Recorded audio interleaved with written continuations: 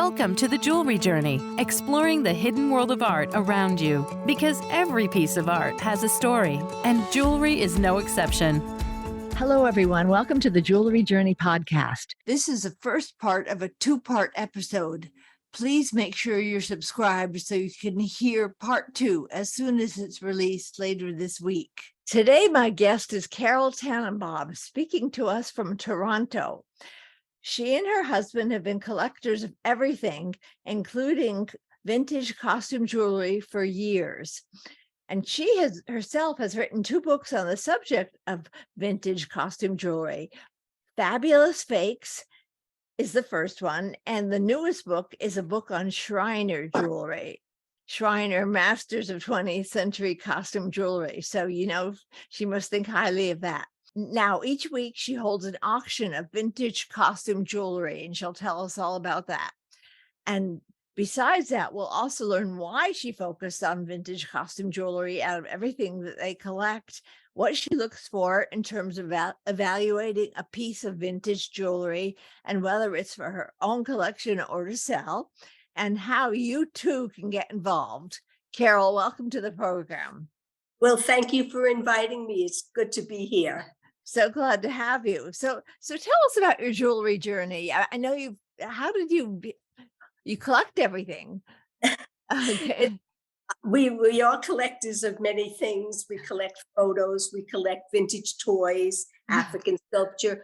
But Howie and I loved to antique. We still do. So when we were in London in the 70s, I came upon a collection of jewelry that was fantasy jewelry that wasn't gemstone, but it had the most beautiful vision to me aesthetically. And so I was hooked, and I bought about 20 pieces at that time. I always know when it'll go forward. So it wasn't as though just a one-shot deal. That started me in collecting. Had you been attracted to glittery things before, or colorful things, or? Well, I love fashion, and I always love the wow factor in fashion. And the collection that I saw was of large pieces, and so immediately I responded to it as things that I could wear and love and feel really shishi in them. And so I bought the pieces that I loved. There were about 50 pieces, and I was very discerning. I always know what I think I want to have. And that was my first experience of hundreds later. And I have about 40,000 pieces. So did you buy the first 20 or 50 or whatever from the same person, or was it from several people? No, it was from the same person, because in the 70s, vintage costume jewelry wasn't really a collectible. It was like a throwaway. So there weren't very many dealers to choose from. And this one person who had them really had the only great pieces of jewelry in the whole show, other than gemstone jewelry. So I was lucky that I was able to focus on the one person. And I still have a couple of those pieces in my private collection. Wow. Did you recognize right away that it was being ignored and that it was going to be collectible? No, I didn't care. Like, for me, it was they were objects d'art, objects of art. And I never am really influenced by what's in and what's out. And I trust my eye. So when I did see this collection, I knew that I had to have them, that they were beautiful and highly collectible, despite what was happening universally. Did you own I'll say regular quote unquote gems, and this was like a way to just wear something that was, if you lost it, it was not a big deal, or what? It was always a big deal for me. Everything we collect, whether it was $2 or $20,000, is always has the same weight aesthetically to us. But when I started, my husband has bought me some wonderful deco real jewelry, like, but always big, chunky necklaces, but gemstone. And so I always loved those because it was still my aesthetic. But when I started this collection, it showed me that, these pieces have the same wow and the same effect on me as gemstone. And I started looking and researching. Very few books were written on the subject in the 70s, but I started looking at other pieces that were being offered, and by the theater, by the movies, by starlets, etc. And I realized that it's a field that I want to start collecting. And I realized that very early on after I bought these pieces. Did you have the support of your husband that this is art and everything? I mean, I always have the support of my husband. I'm a very lucky woman, but actually we share our loves of whatever we collect. He's a great collector of daguerreotypes. And whenever we're at the antique shows, I hunt for those as well as I hunt for what I love. And so we always share our collections as one collection.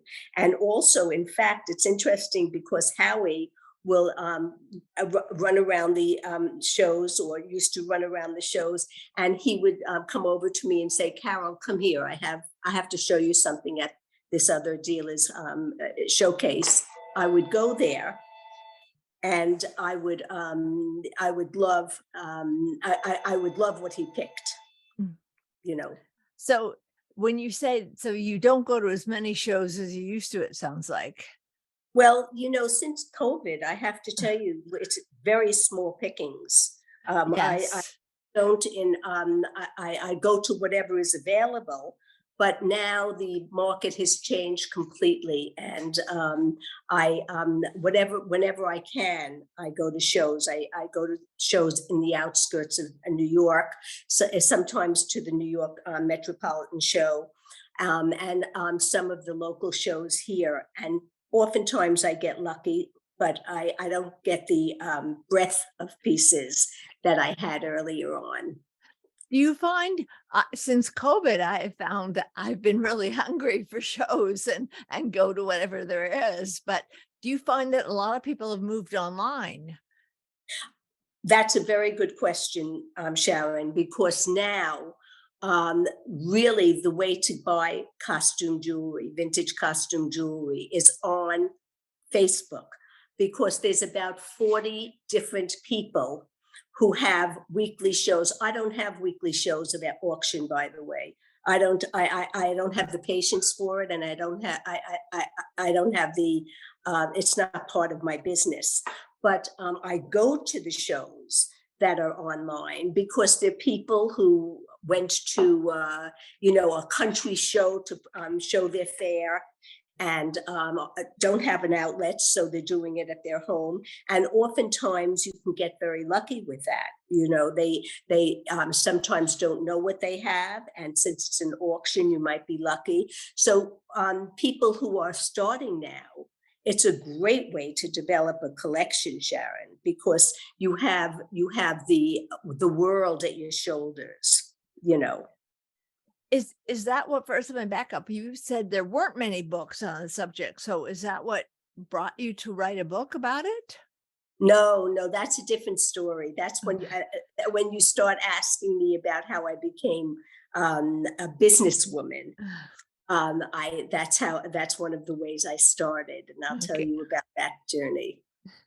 So do you find that the jewelry in Canada and Toronto is different than what you find elsewhere in New York, or when you're at smaller shows? Or it's on a lower scale, number one, and the quality, you're less able to find something in Canada, although the search is always as important to me as getting the piece itself, than you would be in New York or Boston or any of the big cities.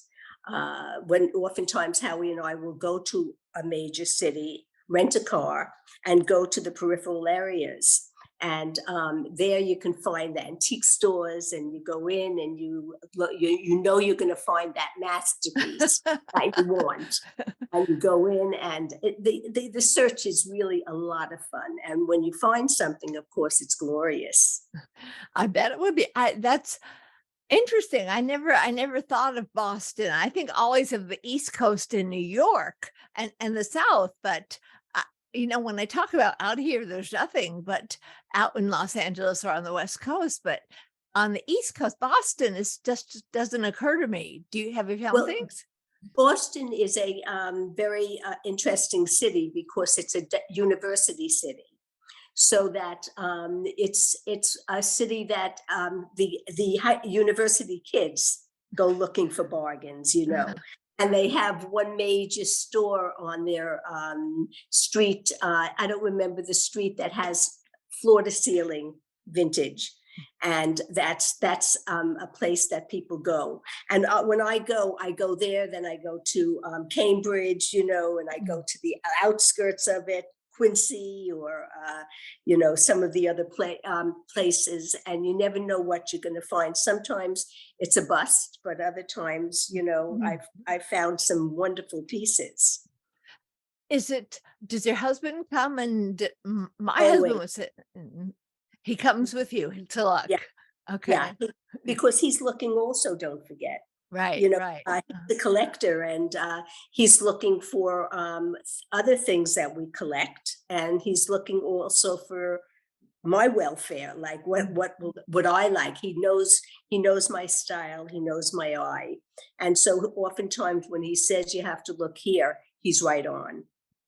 Wow, wow. Yeah. So it sounded like I'm surprised to hear you say it. It sounds like it's not too late to start. Do you think it's not too late to start? It's more expensive to start. Mm-hmm. If you're looking for the high-end pieces. For example, when I started collecting Schreiner, my average price of Schreiner was between $150 and $300. And now these pieces went for $10,000. Wow. Okay. We'll have a picture of this on when we post things. It's gorgeous. But those are called ruffle pins, and they started at maybe $250 I spent, and I only bought them because I love them. I wear 3 together. But when I saw that they're now going at auction for $10,000, and they're the most coveted piece of Shriners. They're called ruffle pins. Is Shriners marked? Is it marked Shriners? Many of them are marked, and many of them aren't marked. So there's a wonderful group on the internet. By the way, Sharon, I learn so much every day on the internet, and a young collector will learn a lot by going through different sites on the internet. And I'd be happy to share some of them with you. But the signature of Schreiner. So in the when Schreiner started going into the stores, he would not use the signature on many pieces because the stores wanted to use their signatures on the pieces. When he worked for the couturiers in the 40s, they wanted their pieces, their name on the pieces. So there's 50% that are signed and 50% that are not signed.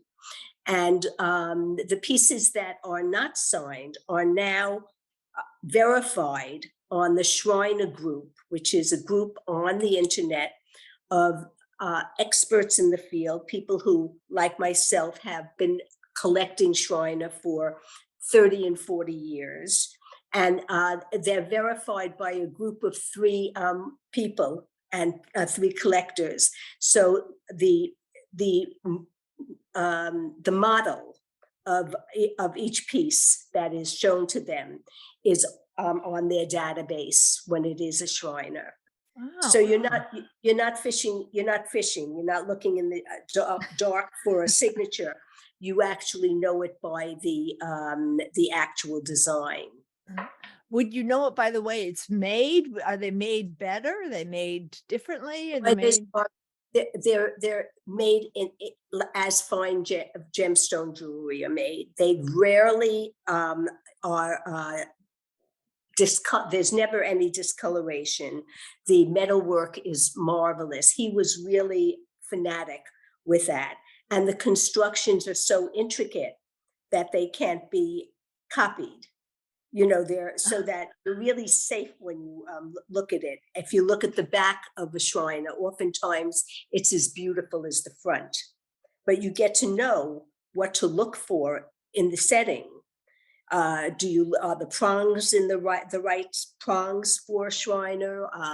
And you do that with other designers also, like Kramer or Weiss. They have specific prongs, and so you learn how to recognize what is or what isn't in any designer, really, if you've seen enough of it. So is there any unmarked, I guess I'm asking, like, it seems like every time I go to a show, there are things saying Schreiner or Weiss, or the big names are marked. So is there anything left to find? Yes, there's a lot left to find. Most of it is unsigned. But again, you're very confident once you ask the group, is this a valid Schreiner?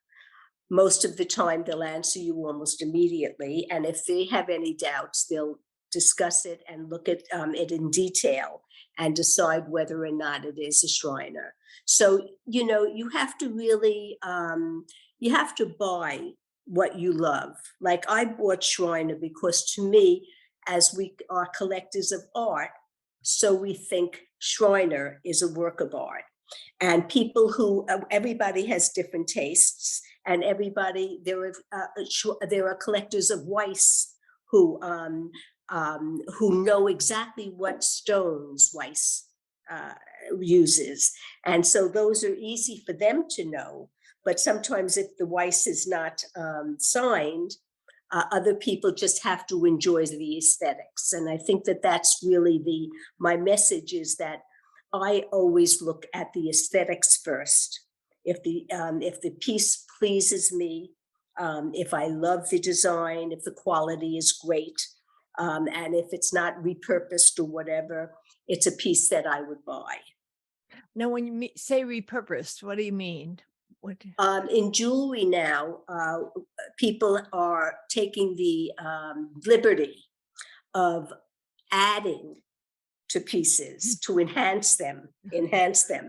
And of course, it destroys the value of them, because no matter how great the finished product is, it's not a Schreiner, it's not a Schiaparelli, it's not a Chanel.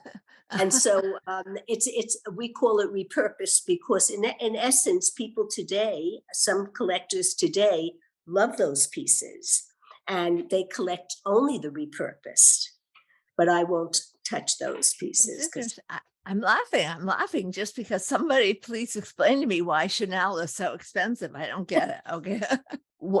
So are those part of you mentioned 3 qualities that you look for, whether it's for your costume jewelry, your collection, or other people's? You say it's originality, which is I first and foremost, it has to please you, whether you're buying a $10 piece or whether you're buying a $10,000 piece. It has to appeal to you, and you have to know that you love it. That's first of all. Then second of all, the workmanship. If it's fine workmanship, meaning if the gold tone is clear and not murky, that's a good sign. Like I try to buy pieces that are clean. I call them clean because there's no imperfection on the metalwork, And then the things that I look for is that they're not soldered, because the soldering pieces have a tendency to be weak in that area. And even the greatest soldering pieces, in my opinion, could come apart. And I would rather pass on those pieces and look for something that is in fine condition. And then the peeling of pearls, like if if you're finding pearls and you're a pearl collector, you have to look carefully because a lot of the vintage pearls peel. So I wouldn't particularly buy a necklace unless I knew a great restorer who has those colors in the pearl. And then the original stones are very important to me. And there are a lot of great repair people out there that have a breadth of stones, and they can restore many pieces that are missing stones, but they have to be perfect. If they're not perfect, an expert can always tell. So if I'm selling a piece, I would like it to be perfect in that sense, or I like the repair person that I use to have it perfectly set. That's another thing. Then there's no missing parts. That's another thing. If you don't know a piece, and this is an interesting story and maybe a lesson to beginners. About 30 years ago, I found a wonderful piece of what I considered Reja. It was an Indian piece, a figural with dangles. And I felt so lucky. It's the most beautiful Reja I ever saw. And I learned that if something looks too good to be true, it generally is. And I found out afterwards that the dangles were added. So it was a very good lesson to me. Sometimes when you look at a piece and there's something about it that doesn't sit right to you, ask questions to the dealers. They're honest generally. And if they don't know, they'll say, I don't know, and then it's up to you to research. That's really interesting because it sounds, you've looked at 1,000,001 pieces. I understand that.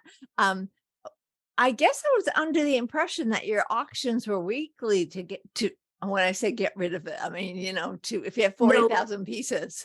But no, but what I do occasionally is I deaccession my earlier pieces through a couple of the national and international auction places who I trust. And I do that because if they're sitting in my drawers and not doing anything, it's not that I lost respect for them. It's that I want other people to enjoy them. So I would say twice a year, I have an auction at Ripley's auction. I have an auction here at Waddington's auction. When we were selling our toys, because we're at an age now where we have to start thinking about where these are going. I did it at Miller & Miller in Canada, a wonderful auction house. So those are the types of auctions, and that's the reason why I do them. But they're only occasional, and I always post them on my different sites so that the public is aware of that. So where do you find the pieces that you do buy? Where do you find them? Just looking around and going to these places on the outskirts, or where? We first of all, we are very fortunate because people know my name, they know about me, and so I'm offered pieces on many occasions, and I'm even buying back pieces from people who don't wear them anymore and want to pass them back on to me.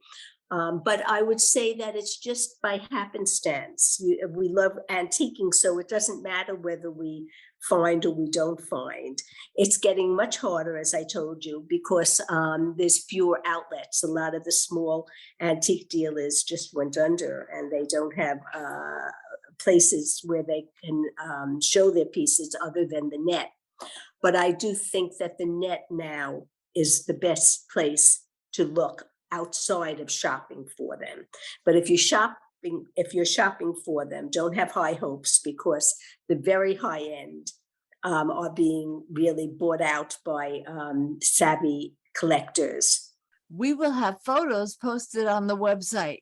Please head to thejewelryjourney.com to check them out. Thank you again for listening. Please leave us a rating and review so we can help others start their own jewelry journey.